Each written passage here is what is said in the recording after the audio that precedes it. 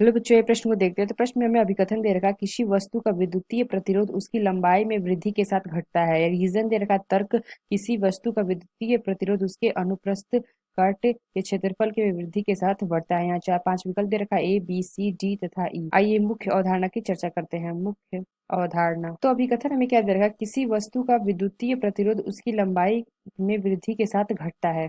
तो अगर हम देखें विद्युतीय प्रतिरोध, तो विद्युतीय प्रतिरोध को हम आर से प्रदर्शित करते हैं। तो अगर हम इसकी परिभाषा देखें तो इसका परिभाषा क्या होता है, विद्युत धारा के बहने में रुकावट को विद्युत प्रतिरोध कहते हैं। तो ये हमारे क्या देखा, विद्युत प्रतिरोध क्या होता है, विद्युत धारा के बहने में रुकावट को विद्युत प्रतिरोध कहते हैं। तो इसका फॉर्मूला देखें तो इसको हम आर से प्रदर्शित करते हैं विद्युतीय प्रतिरोध को। ये हमारा क्या होता है, बराबर होता है रो एल बटे ए। और ये हमारा क्या होता है, एल हमारा क्या होता है उस वस्तु की लंबाई, और ए हमारा क्या होता है उस वस्तु की क्षेत्रफल। तो यहाँ से हमें क्या पता लगता है कि जो हमारा आर होता है ये समानुपाती होता है एल के, और जो हमारा आर होता है ये व्युत्क्रमानुपाती होता है एल बटे ए के। तो आइए अपने प्रश्न देखते हैं। तो प्रश्न में क्या देगा, किसी वस्तु का विद्युतीय प्रतिरोध उसकी लंबाई में वृद्धि के साथ घटता है। तो अगर हम बात करें हमारा क्या है, एल हमारी क्या है लंबाई है, तो अगर हम लंबाई में वृद्धि करते हैं तो ये जो हमारा आर ये समानुपाती है, यानी कि जो हमारा विद्युतीय प्रतिरोध है ये भी हमारा क्या होगा, बढ़ेगा।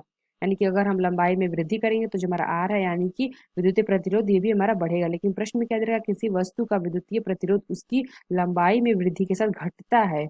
ये हमारा क्या होता है, बढ़ता है। यानी कि ये कथन दे रखा है, ये हमारा क्या है, फॉल्स है। क्योंकि जो हमारा आर होता है यानी विद्युतीय प्रतिरोध ये हमारा होता है समानुपाती होता है एल के। इसका तर्क क्या दे रखा है, किसी वस्तु का विद्युतीय प्रतिरोध उसके अनुप्रस्थ काट के क्षेत्रफल में वृद्धि के साथ बढ़ता है। यहाँ पे क्या दे रखा है, क्षेत्रफल, यानी कि जो ए हमारा है, यहाँ पे क्या कह रहा है कि किसी वस्तु का विद्युतीय प्रतिरोध उसके अनुप्रस्थ काट के क्षेत्रफल में वृद्धि के साथ बढ़ता है। यानी कि अगर हम ए में यहाँ पे वृद्धि करते हैं तो जो हमारा विद्युतीय प्रतिरोध होता है ये हमारा क्या होगा, ये हमारा व्युत्क्रमानुपाती है, यानी कि ये हमारा क्या होगा, घटेगा। तो यहाँ पे क्या रखा है, वृद्धि के साथ बढ़ता है, यानी कि जो हमारा तर्क दे रखा है ये भी हमारा क्या है, फॉल्स है। इसमें क्या रखा है कि वृद्धि के साथ बढ़ता है, लेकिन हमने क्या देखा, जब इसमें वृद्धि करेंगे तो ये हमारा क्या होगा, घट रहा है। यानी कि जो हमें तर्क दे रखा है ये भी हमारा गलत है। तो आइए अपने विकल्प देखते हैं कौन सा विकल्प सही है। तो पहला क्या दे रहा है, both A and R are true.